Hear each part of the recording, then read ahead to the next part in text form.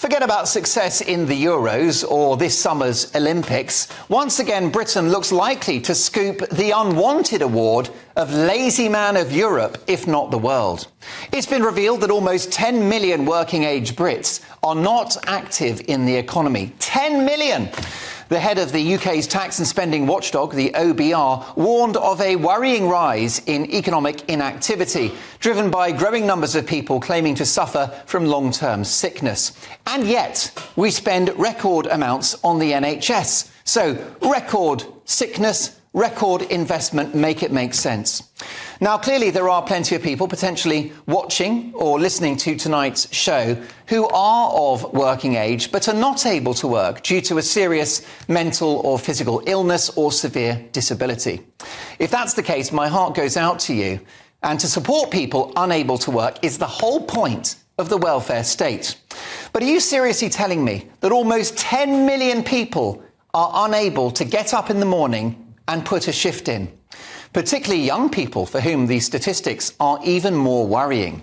The under-25s are driving up worklessness levels, with almost 3 million youngsters now classed as economically inactive.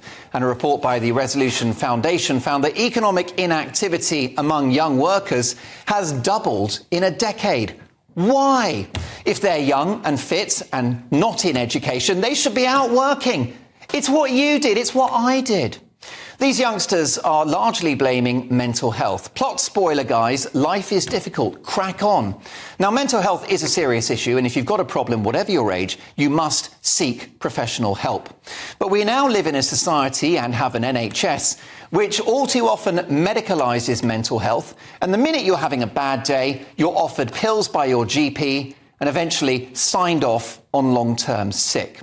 Which is a sick joke for the millions who do get up in the morning and go to work, even though life isn't a bed of roses for them either.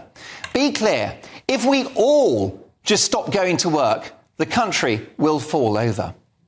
This issue of worklessness appears increasingly to be more cultural than medical, with people taking the view that it doesn't really pay to work. They could just as well stay at home, bake banana bread and watch Netflix. After all, that's what we paid millions of people to do during the pandemic. The furlough scheme, which was basically communism 2.0, saw billions of pounds borrowed to provide people a salary to do precisely nothing. And post-pandemic, they have kept the habit. Our disastrous response to COVID-19 and the lockdowns, which in my view completely failed to stop the virus, have created a double nightmare for Britain. A mental health crisis with people too depressed to leave the house or hold down a job, and a large percentage of the population who just don't see the point. The inherent empathy and generosity of our welfare state is clearly being abused by too many people who could work but don't. And their decision to stay at home is being bankrolled by the people that do, millions of whom are on low wages and are struggling, but they still go to work. And that's unfair that they have to whilst others don't. Mental health is the one that I've got to say mystifies me. How was the nation's mental health when German bombs rained over our great cities during the Second World War?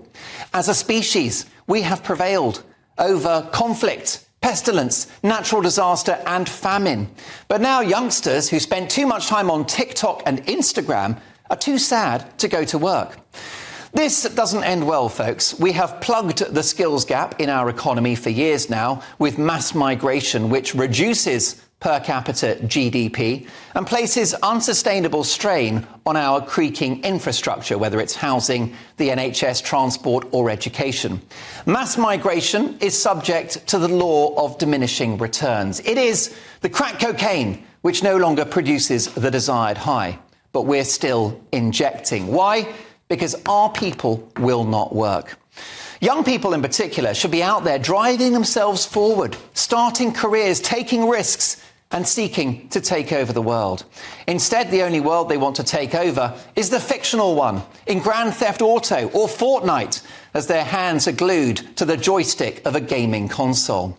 If worklessness carries on like this, Britain will just be on the slippery slope to bankruptcy and grinding poverty.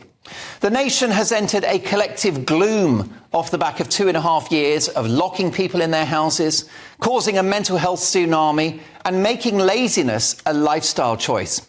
Britain isn't working, quite literally. Will the last person to leave the country please switch the lights off on their way out?